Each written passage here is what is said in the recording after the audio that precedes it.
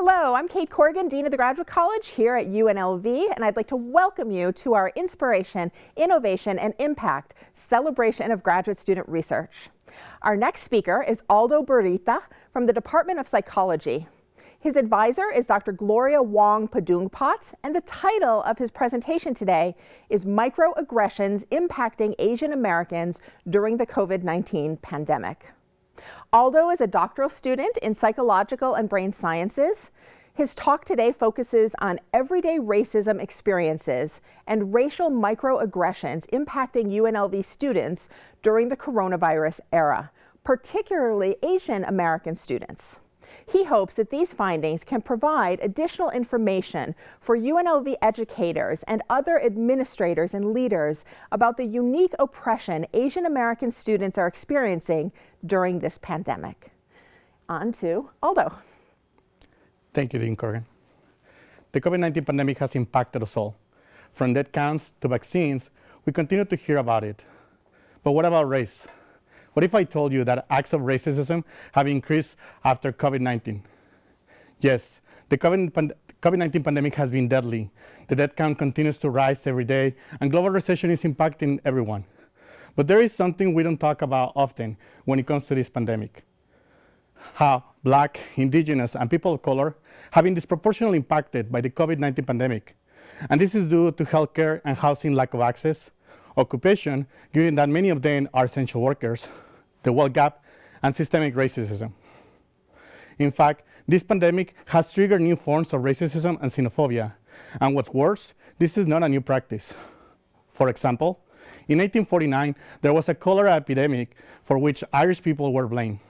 Labels like Irish disease were used against them.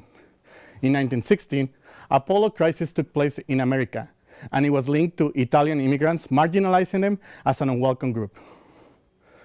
Currently, the COVID-19 pandemic has been labeled as a Chinese virus by some. This has triggered racism and xenophobia against Asian Americans. These acts have been denounced and critiqued by respected international experts.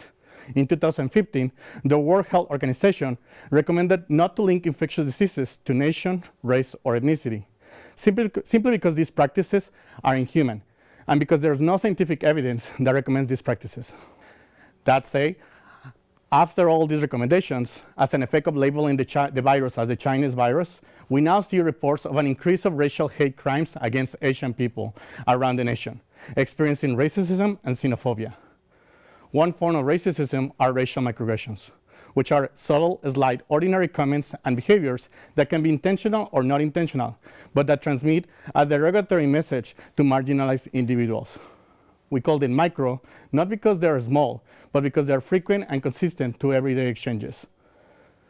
How often have you heard someone say things like, "Go back to your country," "Speak English, this is America," "You don't look American," or "Stop talking about race"? These are some of the most common and blatant forms of microaggressions that Black, Indigenous, and people of color experience every day. For my study, given the label used during this pandemic, I was interested in exploring if Asian Americans were experiencing more microaggressions during the COVID-19 pandemic. Specifically, I asked how many racial microaggressions were experienced before and during the COVID-19 pandemic across different racial and ethnic groups.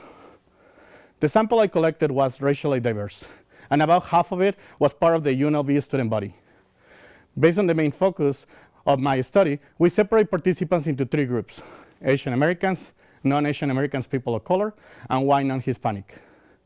It is important I mention that while my methods do not highlight the individual experience of historically expressed groups such as Black and Indigenous people, we fully recognize that these two groups are the most impacted by systemic racism in America. Black lives matter, and they must be set free. So what are our results? What we see here is two sets of bars, before and after COVID-19, and each of the columns represents a racial group. First, in yellow, we see white people in both conditions experiencing the least microaggressions, which supports previous evidence. Next, our red group, non-Asian people of color, were experiencing the most microaggressions before COVID-19 and continue to experience similar amounts during the COVID-19 pandemic. This highlights that their discrimination is consistent and high regardless of the pandemic.